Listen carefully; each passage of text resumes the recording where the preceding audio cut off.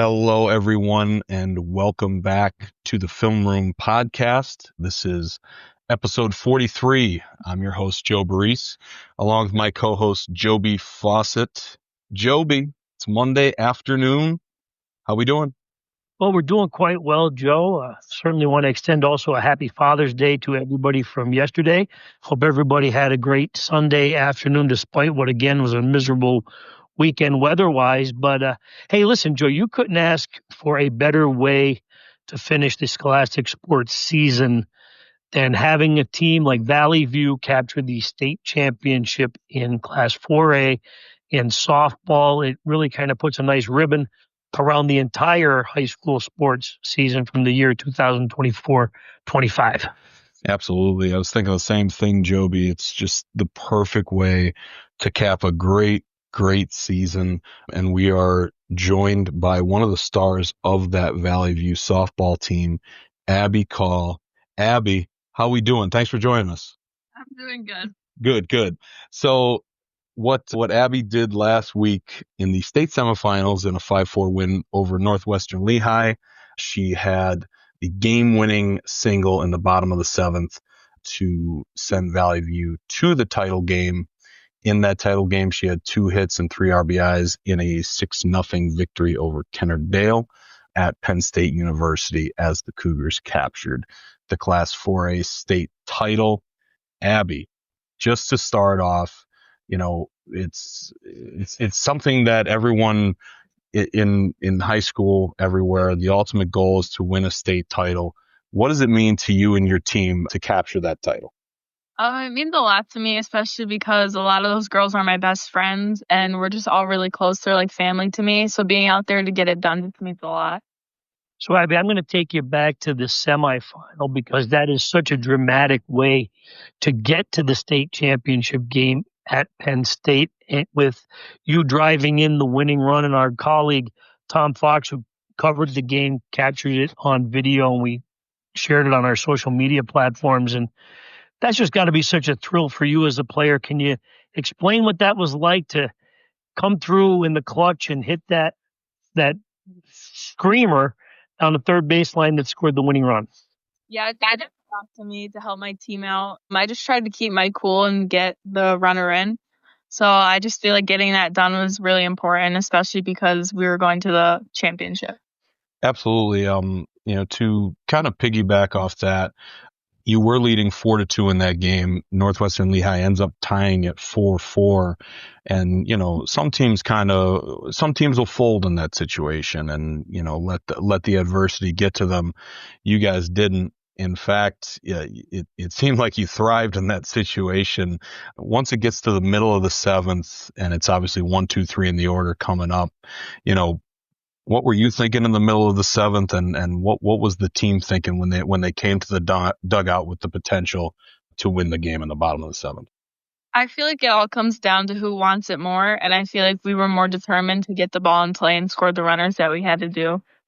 Abbi, now correct me if I'm wrong, but Northwestern Lehigh's been a little bit of a thorn in your side as a softball program. So how big was that for you to kind of use that as I would think inspiration or motivation to get it done in that bottom of the seventh? Yeah, going to the game the beat. So we grinded all week in practice. We did things that we never did. I feel like just pushing each other just really helped us get through that game.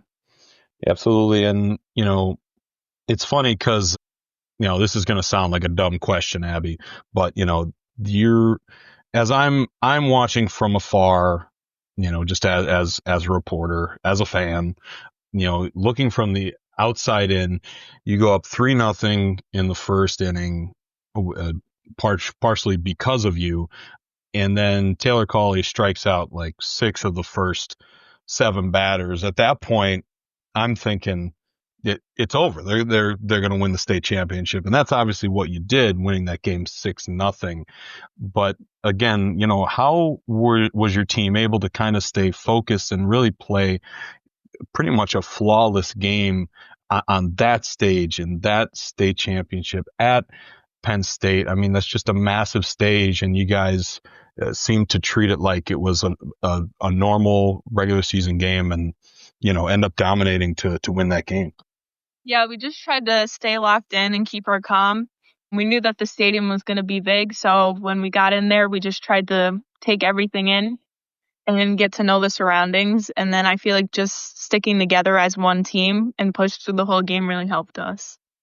Abby, I want to know when you're in that situation. I mean, I imagine you're pretty confident, but this team, as Joe mentioned a couple of weeks ago when we talked to Taylor Cawley here on the podcast, that this team, while very talented, had some extreme pressure put on itself. I think all of you players were driven by that all season. But when you finally get there to Penn State, kind of go through your day and how you kind of calm the butterflies a little bit, because even the most confident team has a little bit of anxious nervousness to them when they take the field.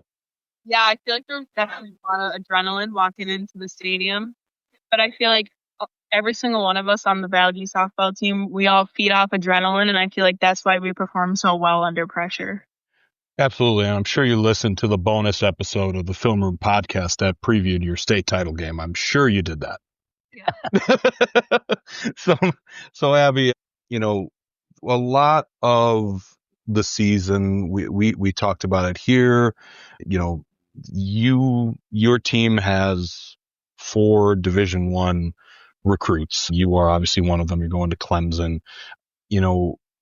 So that's where a lot of the attention gets. And obviously, as it got closer to the state final, you could see, it is really your entire team that was responsible for, winning this state title. I mean, how important were kind of the role players to your team, like, Cora Castellani, Maggie Hallett, Emily Moyles, Ashlyn Paliker, Ella Swingle, people like that. How important was everyone to kind of play their role leading to the state title?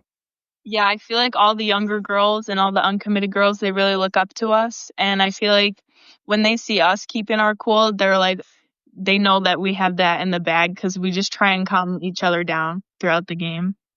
All right, Abby. So listen, you're going to Clemson. You have other players that are going to Division I schools. They made their commitments throughout the offseason here.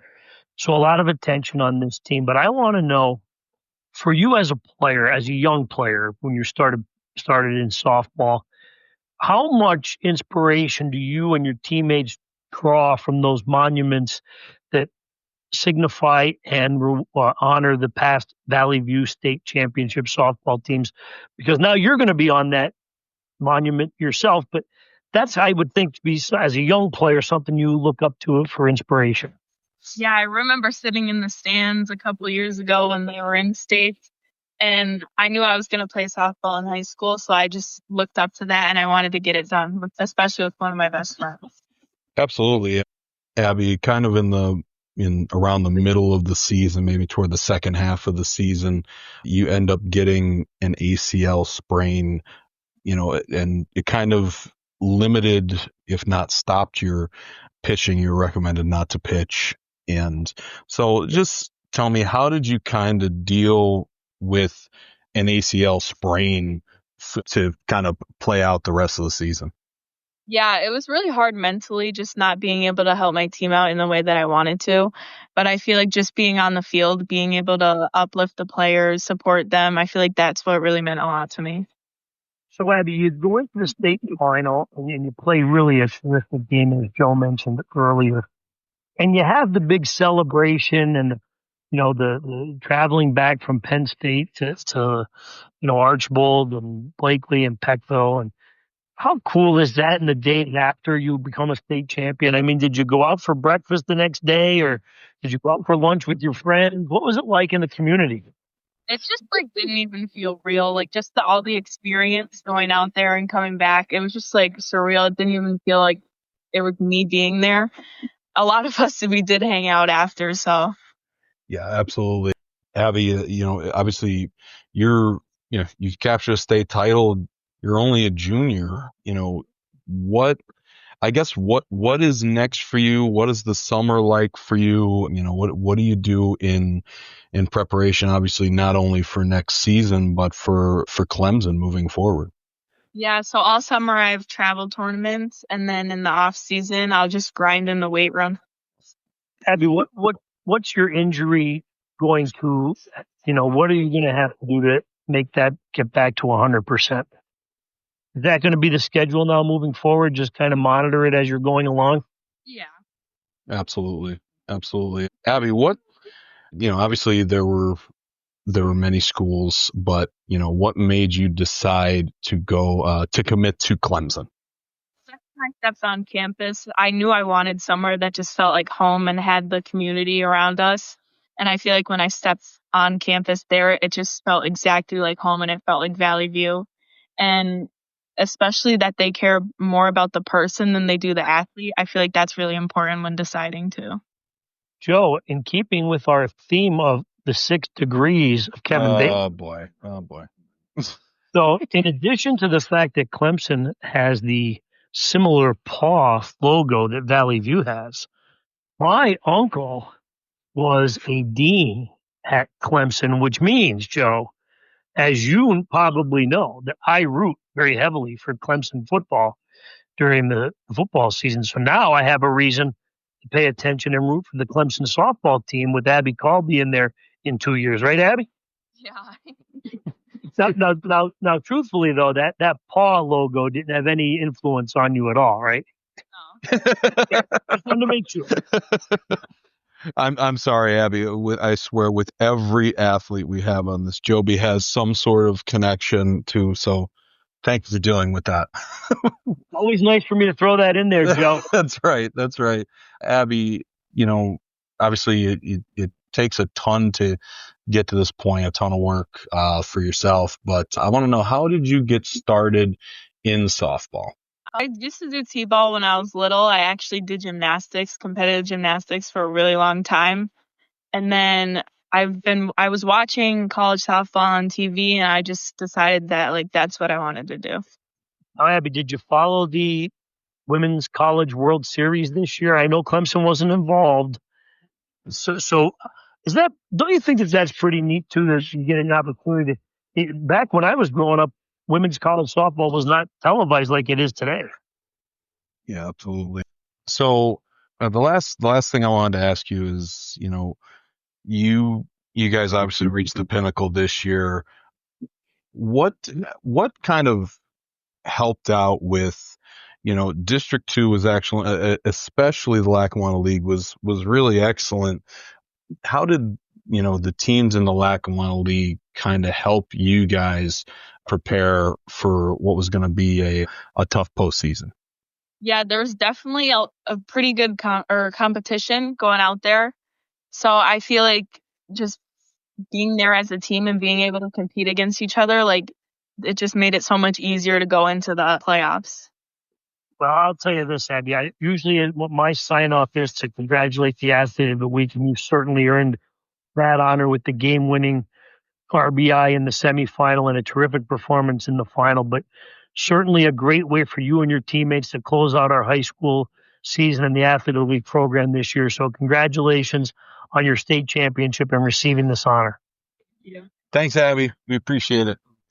All right. So that was our Athlete of the Week, Abbi Call, Valley View Softball. That's, of course, brought to you by the Lehigh Valley Orthopedic Institute.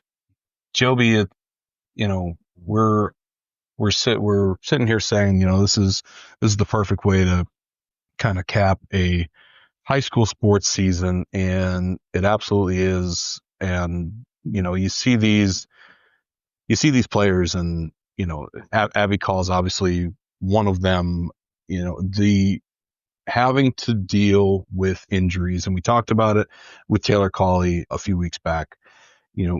Dealing with injuries and, reaching that pinnacle of a state title, having to deal with whatever adversity. And this is a Valley View team that was obviously dealt with adversity, dealt with injury, and they really responded at every point in a 1-0, victory in the state first round.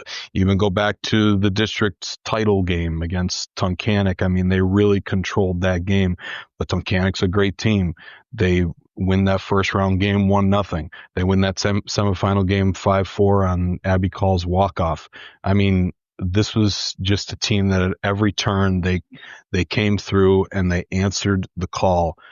No pun intended. But yeah, it's really great to see, and you could just see that, every player needed to play their role. If Abbi Call, God forbid, that's more than an ACL sprain, Valley View doesn't win probably. If like we're talking about, if Cora Castellani doesn't get down a bunt at points to move over Kaylee Karwoski, if Kaylee Karwoski doesn't work a walk, get a hit in an important place, you could go up and down the lineup.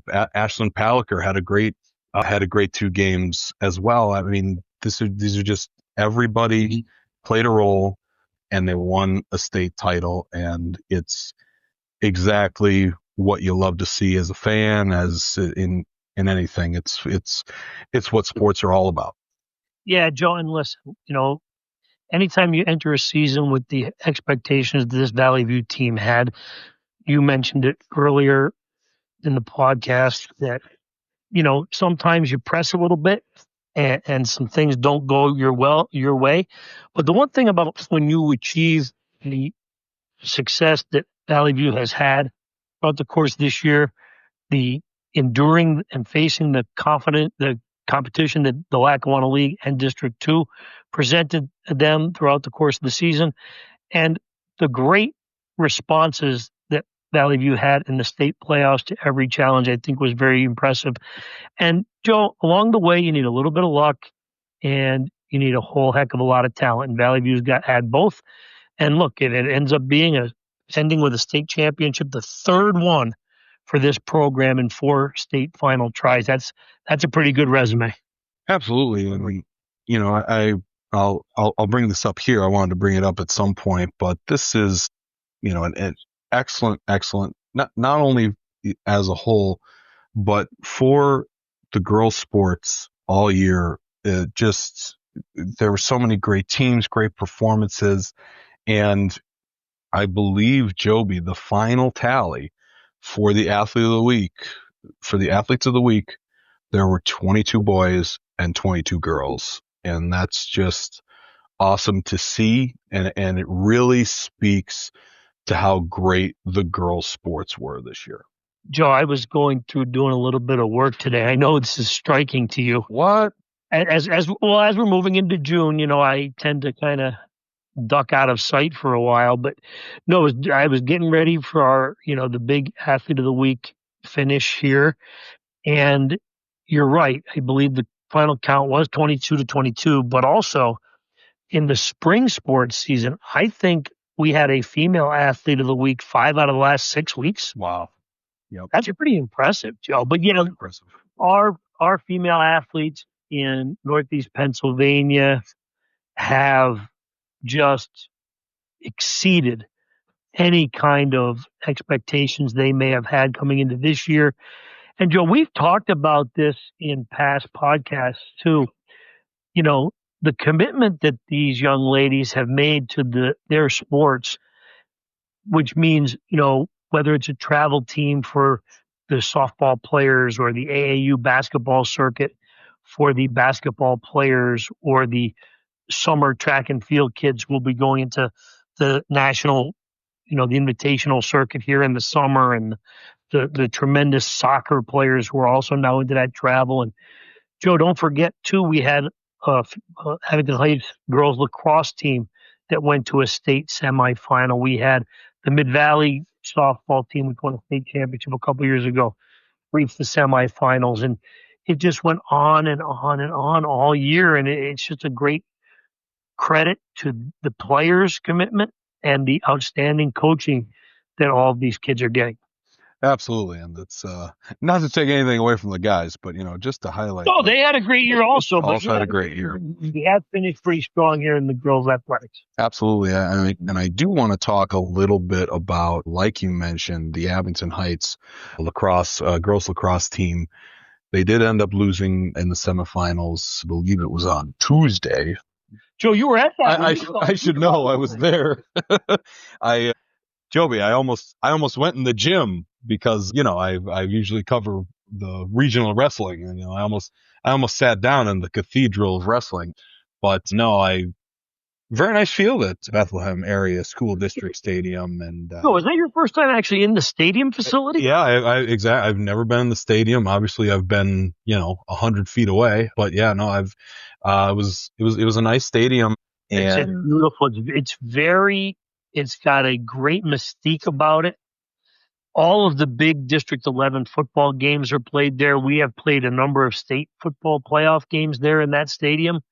It's just a great venue. It's huge. It is, man. That's what I was going to say. It is absolutely massive. And, this is, unfortunately, this is where Abington Heights season ended against Strathaven. A very good, you've talked about it, Joby. I mean, they're, here in District 2, especially in the, in our area, our programs are relatively new, and you're clearly coming in against, a District 1 opponent that, they've had a program, and you can see just I was super impressed with Strathaven.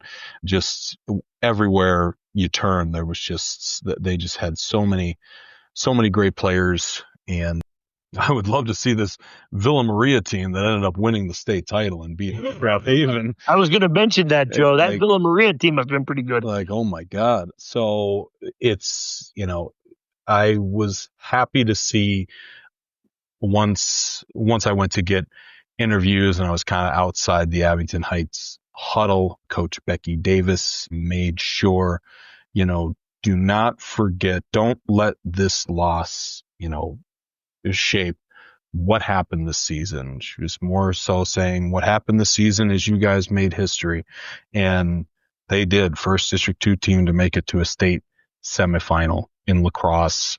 And what was really cool about this team, and I spoke about it a little bit, is they admire each other.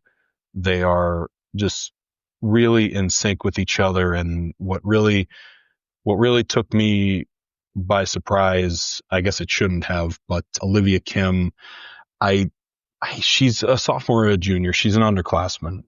Yeah, because she'll be back next year. But when they went to break the huddle, she stepped in and said, it thanked the seniors for everything that they did to make this team what it was. And it was really cool to interview her afterward and, listen to her kind of talk about how much the team meant, and, just everything. And so really, yeah, what they accomplished, what that team accomplished. Obviously, we had Sadie Gilbert on last week. She's one of those seniors. She still ended up scoring 3 goals, leading the team. And, it's just what they were able to accomplish. I mean, they were just an excellent team this year. Obviously, it was their first loss of the season in the semifinals. So honestly, they obviously wanted the end that Valley View got, but just an incredible season from that lacrosse team, advancing farther than anyone in District 2 had before them. So great season by them. Yeah, Joe, and a very exciting finish to the season as well. In addition to Valley View State Championship, as I mentioned, you had Mid-Valley reach the semifinals as well. And what a great program there at Mid-Valley. When you talk about the hub of softball, Joe, how about that? Those neighboring school districts, Mid-Valley and Valley View. Now they played this year as well, and but they're just a stone's throw away from each other. Yeah. And boy, what a hotbed of softball talent from those two school districts. Seriously, I mean, and we touched on this a little bit. You've got Abington Heights, you've got North Pocono, you've got Holy Cross. I mean, it was just an absolutely incredible year of softball for our teams. And you could see it's certainly helped as it got to the postseason. I'm glad you mentioned Mid Valley. I forgot to write that down here. Making the semifinals. They've just been obviously a powerhouse for years now, and it's just you know I'll be looking forward to to next year, especially a young team like a North Pocono, seeing them grow and just continue to see these schools grow. This Abington Heights lacrosse team, see them grow and maybe become a power one day as well. So yeah, but Joby, the season, the high school sports season, it's crazy to believe, but the 2024-2025 season is over. It's finally come to a close, and it's weird if It's always a weird feeling, Joe. I know you're trying to say here because, so often during the course now, this is what, episode 43. And so you mentioned there was 44 weeks of athletes of the week, right? Yep. So there are times when you listen to, if you're listening in a podcast where we kind of say, boy, we're really grinding, much like the players are. We have a lot of things going on. We have championship upon championship, and they often happen in the same weeks. And you're trying to do your best to give everyone the equal coverage that they deserve. And, while we're not building bridges and we're certainly not, on the cutting edge of pharmaceutical discoveries, it does tend to be not yet, Joby, not yet. It does tend to be a little bit of a drain on us, but it's kind of weird when you get to this point. It's almost like it's, there's a little bit of a celebration, I would think, amongst the members of our staff. No, we're not together anymore, right, as everybody knows, but there is also that sense of, wow, this is another year behind us. And I do, Joe, as you know, when I kind of wrap up the season with our athlete of the week stuff, I kind of do take a chance to look back and reflect upon what was a tremendous scholastic sports year that began in August. right. And believe it or not, Joe, we're right around the corner. The summer is here. Obviously, this week, I think these are the next couple of days, the two longest days of the year. And we're expected to see the sun at some point when the clouds dissipate here in Northeast Pennsylvania. They seem like they've hung on to us. But the next thing you know, you really only get about 6 weeks before football season starts. Oh, yeah. Yep. So, enjoy it. And certainly congratulations to the great athletes that made this really another memorable season, as they always do, Joe. Yeah. Exactly. I usually really, really enjoy, like you were saying, kind of take this time to be like, what a great season. And I'll experience that more once we hit the athlete of the week.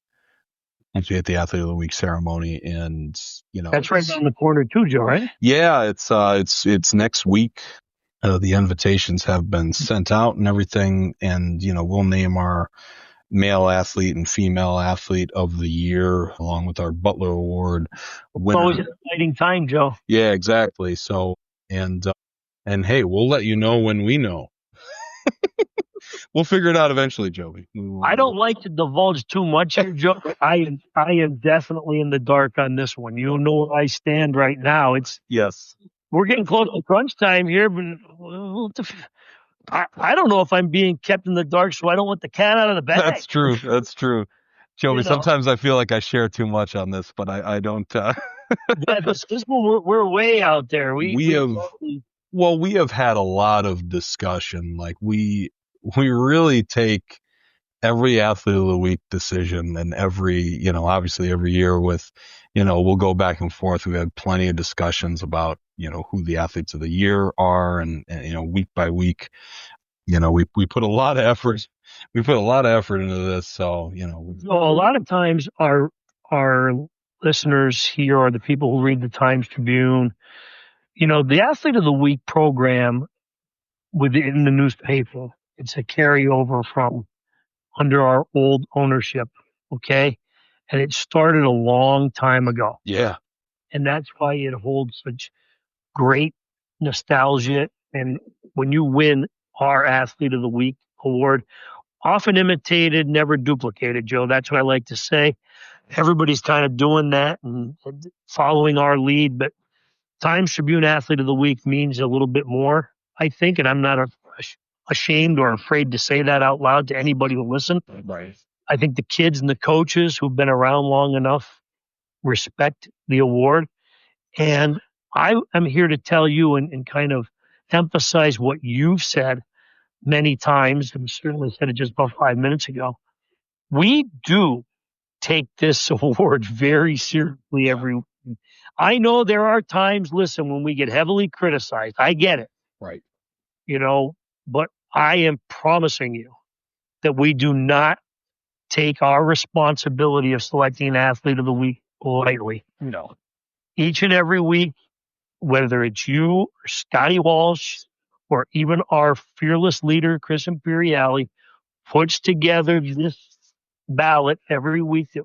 I'll obviously offer some nominees kids who I think deserve recognition, and all of us do that part of it. But you guys really do the legwork and the grunt work, and Scotty or Sam Freeman usually does the interviews, which are very much appreciated. And it is a process, one that we all take very seriously. So if you're named an Athlete of the Week at the Times-Tribune, you've certainly earned it, and it is something you should be extremely proud of. Absolutely.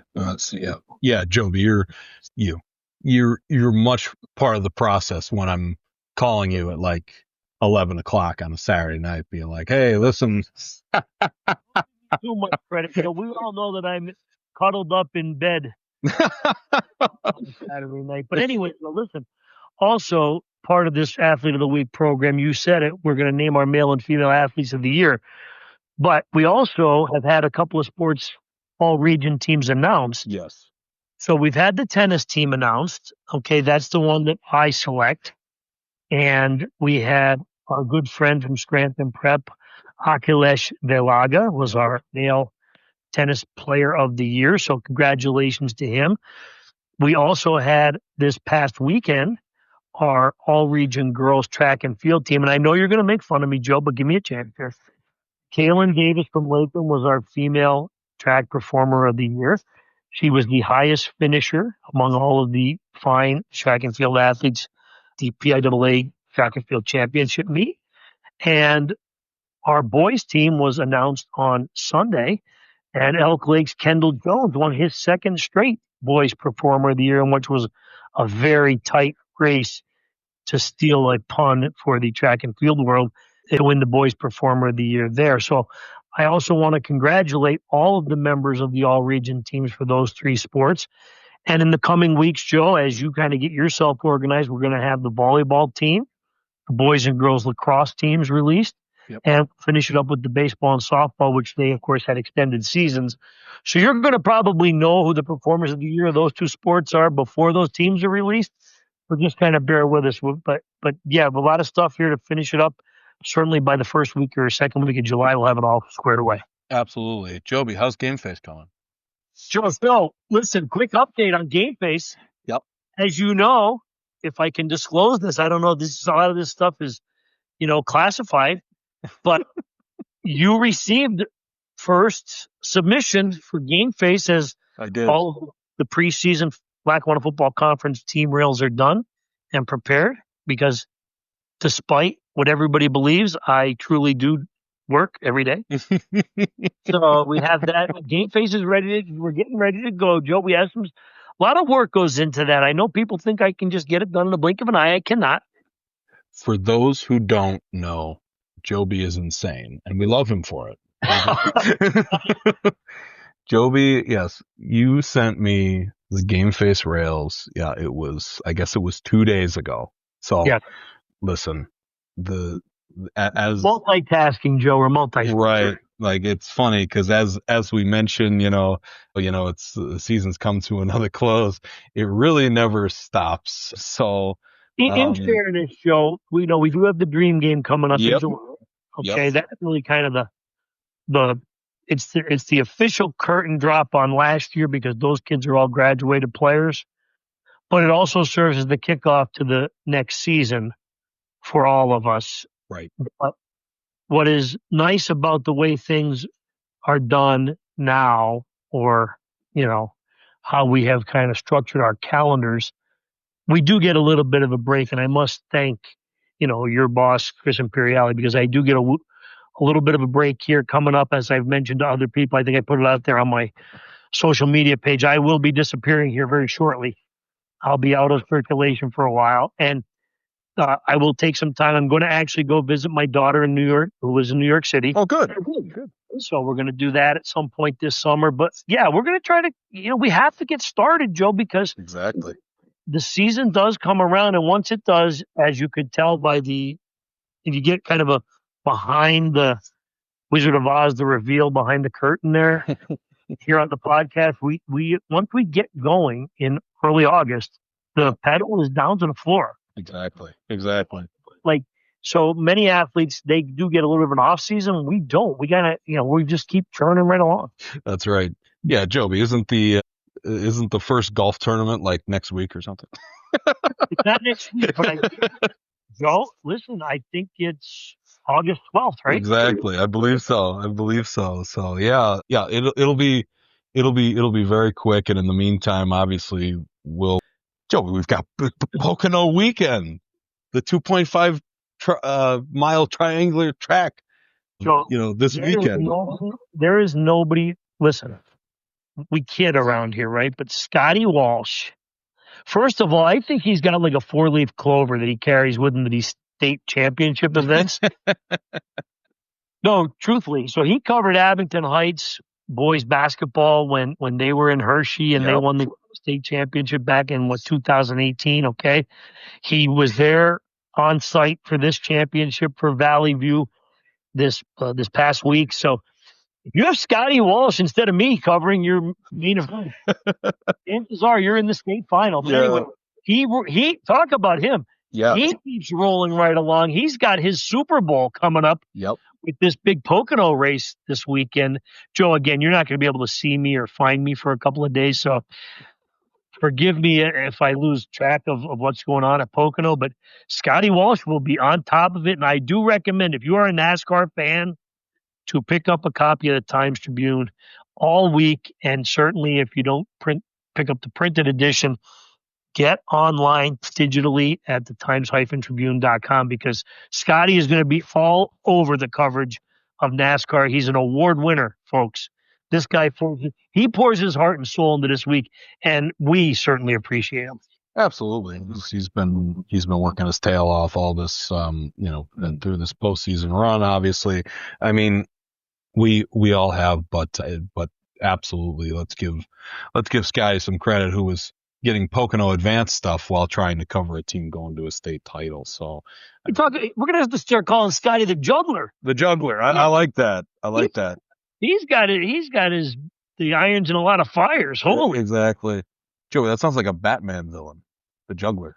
Yeah. I'm a big Batman fan, Joe. Exactly.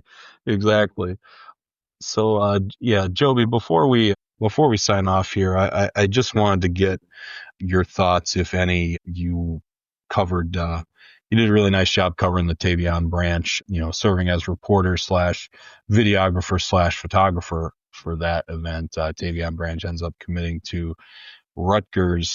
Joby, anything you take away from that? Well, Joe, what I will take away from it is I've covered a lot of these throughout my career. It's interesting. I just sent out the football questionnaires this morning for the next season. I think this is year 27 of me covering high school football for the Times-Tribune. And, this has really evolved, these announcements by these high school athletes. We've all had these kind of big announcements certainly when they're going to major Division I schools. They used to be reserved for February because that's when signing day was. A lot of them were top secret back then.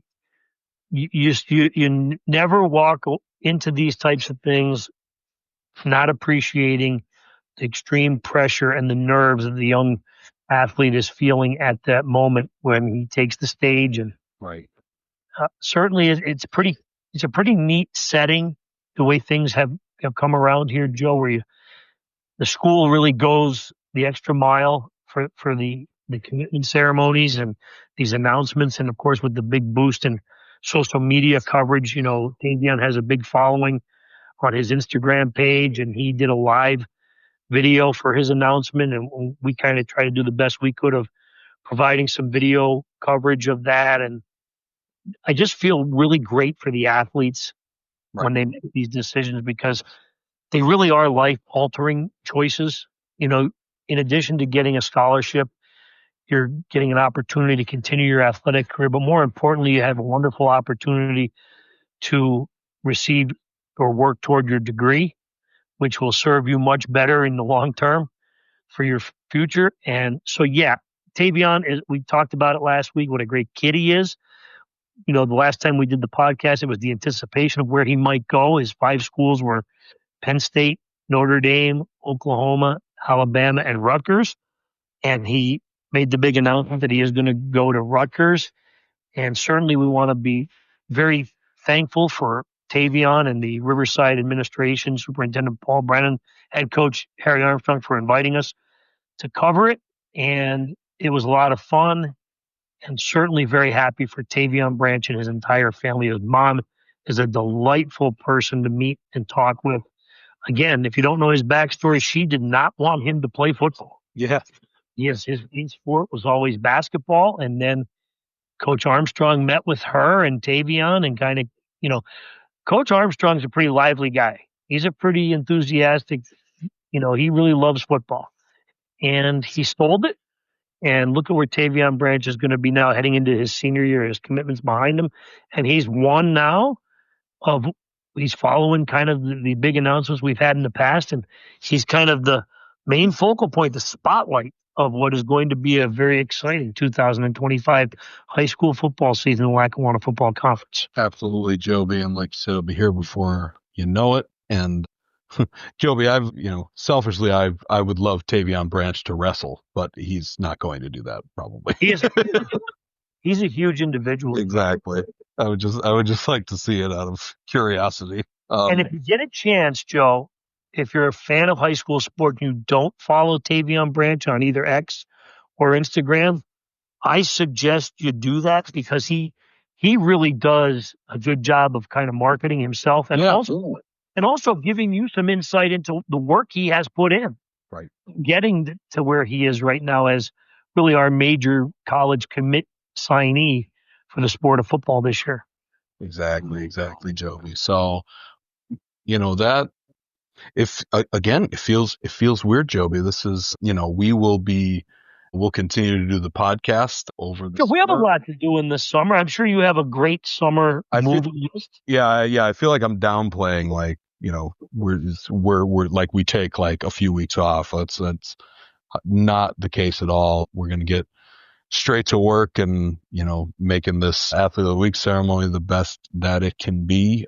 Joe, video is already in production, by the way. I was going to say, Joby's working on the video. No one's ever going to give me the Steven Spielberg Honorary Directorial Award, but it's in production right now. We're kind of putting it together. Joby, like I said earlier in the show, yet. They're not going to give it to you yet. No.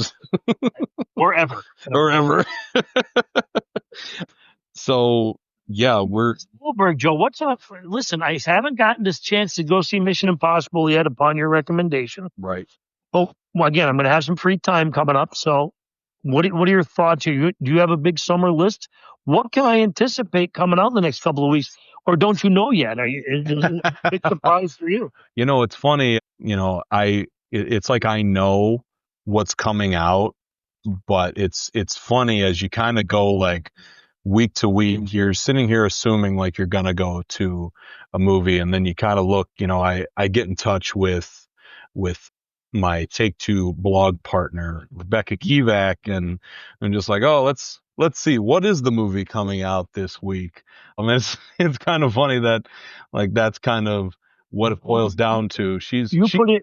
You put in as much prep work as I do for the podcast. That's right. Exactly. It's just funny. I work under the assumption that I'm going to see a movie. Now, Rebecca is much more prepared all the time than I am, admittedly. She's Cisco to your Ebert, huh, Joe? That's right. That's right. Exactly. So, what we're looking at, last week we had Ballerina from the world of John Wick. Listen, if you like John Wick, you're going to like Ballerina. Great movie. Great action movie. This week, you're going to get a review tomorrow. This is more for, obviously the kids, but for people like myself who saw the first How to Train Your Dragon movie. Funnily enough, when I wasn't a kid, I was 20, Joby, when I first saw it, but it's a great movie. And they turned it to live action. I could do a whole podcast about how I can't stand the animated movies being turned to live action. I could do a whole podcast on it, obviously, but this was a very well done movie. It is the same film, just a half hour longer somehow, but there are some great things about it. If you're taking your kids to see for the first time, what we will be looking ahead at, and I think there's some potential to be some really good movies, and of course some blockbusters for the sake of being blockbusters. Next week, this week coming up, we will have finally the continuation of the 28 Days Later franchise with 28 years later. These are some 28 Days and 28 Weeks Later, two great movies. About, it's funny because we've come to, see several iterations of infected zombies, vampires, all that stuff, coming over the years. But this is a really great franchise that deals with how, the population deals with it, with a virus that pretty much turns into people into sprinting zombies, essentially.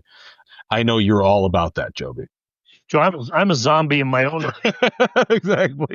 Exactly. One that I'm really interested in, F1. It's a Formula One film starring Brad Pitt. Joseph Kosinski, who was the director of Top Gun Maverick. That should be really, really good. And then you have your films like, Jurassic World Rebirth, which some of them I find entertaining. This one's going to star Scarlett Johansson, Mahershala Ali. So there's good people, but I have my doubts. It's been a while since I really, really liked a Jurassic Park film, Joby. Well, go into it objectively, though. Exactly, you have to. Joey, we've got another Superman movie coming, from James some of those franchises I think need to fade away, I think, for a little while longer. They're just coming too close to each other, I think. But exactly, that's my opinion. Exactly. You gotta, and that was the perfect thing to say, Joby, because we have another Smurfs movie. We have another I Know What You Did Last Summer film, and then we're going to they're going to try the Fantastic Four again, Joby. It's amazing. Yeah. Is it the third round of this? It's funny. It is the third round. I guess it's the fourth film, but it is the third round. Right. We had a first one and a sequel, and then we tried to reboot it. Yep. And now apparently now we're they're just going to reboot another one. Yep. And maybe the next one they'll punt. How about maybe? That's right, Joby. Who knows? Is third time's the charm, as they say. We'll see, John. Yeah. Now, listen, I must full disclose this to our audience out there. I am not in the same tax bracket as you are, so I can't go to a film feast show. So that's not part of my very extremely tight budget. Yeah. We'll try to sneak out to the theater for a couple of them. I'm more into the streaming services now, basically because my daughters pay for their own, and I just kind of don't say that out loud, Joby. Well, I'm watching it with them. Okay, good. Okay, never mind then. Okay, what are you trying to portray me as? I don't want to send the Netflix police after you. Joe, let me ask you. Well, believe me, I'd pay him for Netflix. Now, let me ask you a question, Joe. Yep. Did you heed my advice and watch Jaws for its 50th year anniversary yet? I haven't yet. All right. So I might save that for July 4th. That's when I watch it. Okay. Yeah. But I want you to go in there and I want you to take the notes that I gave you. Mm-hmm. And now that you know these little quirks about Jaws, remember 1975 that movie came out. Sure. There's another great scene I remembered when I was talking about. Boy, I should have mentioned this to Joe. So when you go back and watch the movie, Joe, right? Sure. There's a scene where Chief Brody is on the beach, okay, and they're, Matt Hooper is out in the ocean with the boat, and they're kind of patrolling, and this is right after one of the attacks, and the mayor has convinced them to keep the beaches open, and there was this fake shark Oh yeah. fighting. It was a couple of young kids with a cardboard fin, which again, I'm not so sure cardboard would have been the way to go in the ocean, but that's the way it was described in the actual dialogue of the movie, which received rave reviews written by Carl Gottlieb, the reporter in the movie. So shortly after they identify these two young people in the ocean, Chief Brody looks out and his wife, Mrs. Brody's up there on the fake boardwalk at Martha's Vineyard, and she kind of mouths out to him that she's got Sean. Okay? Yep. And in the next cut of the movie, Sean is running, diaper and all, out to the pond with Michael, chasing him as he and his friends are going into the pond with the boat, Michael's birthday present. Sure. Soon to be attacked by the shark. You're right. Right. So he claims, and she reassured the chief, she had Sean. In the immediate next scene, Sean is sprinting on his. Joe, whenever I went to the beach with my young kids, I never allowed them to sprint along the beach by themselves. I was gonna say. Now, we're going to watch Jaws 50, and all of our listeners are going to watch Jaws 50 and say, boy, Joby was right. Joby was right. What kind of responsible mom would let their 3 or 4-year-old run on the beach? That's right. Chasing his older brother, who is soon to be attacked by a shark. Ridiculous, Joby. Ridiculous. I've got a million of critiques of Jaws, and I love it. Right. I would love to hear you talk about the entire franchise. well, because I can't get past Jaws. Jaws 2 just infuriates me. It's your typical sequel. It's a slasher film, essentially. Yeah, and it just disappointed me in so many ways. Yeah. And Jaws 3D was awful. Very. To kind of give you an idea, Joe, I saw that film when I was growing up in the theater, the old Viewmont Mall Theater. Yep. In 3D, wearing those silly, ridiculous glasses. Yeah. So, and of course, Jaws, what is it, Jaws 4? Starring Michael. Yeah, The Revenge. Yep. Please. It's horrible. It's horrible. The worst movies ever produced. It's good for a laugh, but yeah, no, it's horrible. You almost cry. Seriously. It's like, what has this become? Yes. But the first one it's epic. It is legendary. 50 years and people are still watching it. I'll watch it again on July 4th. But as I'm older now, there are some things that I kind of critique about the movie. Absolutely. Absolutely. Well, Joby, we've reached the conclusion of another Film Room podcast episode. I always enjoy your company on these podcasts. Thanks for incorporating me into these. Of course. No, thanks for joining me. This has obviously been quite a venture for us. As we've mentioned in the past, me or Joby don't know what we're doing. So thanks to all the listeners out there for supporting the podcast, especially thanks to the athletes I really appreciate the athletes buying in to this. They could have just said, no, I don't want to do this. But, they've been enthusiastic, Joe, and they're a big part of it. And we really appreciate their contribution. Absolutely. And I appreciate you. And, we've reached the end of the high school sports season, but it will continue on. Like I said, we're going to have the athlete of the week ceremony next week, and we will crown a male and a female athlete of the year. We'll have a Butler Award winner as well, and honor all the athletes, for throughout the entire year. So it's a big night. It's a big night for the athletes. always excited for that.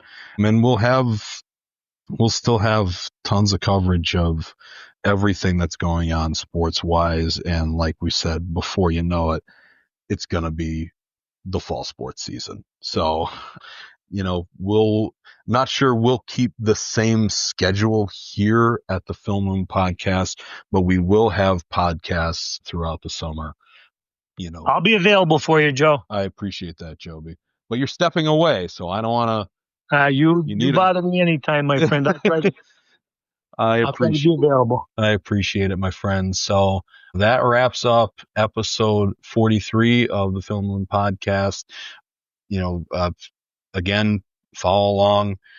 Pick up the paper, follow the Times-Tribune.com/sports, Joby's Facebook page, Joby Fawcett, the Times-Tribune, Times-Tribune Sports on Facebook and on Instagram. Follow us on X Sport at SportsTT. We'll still be going. Don't worry. There's going to be plenty going on. So be sure to follow along. But until then, we're going to sign off here. Joby,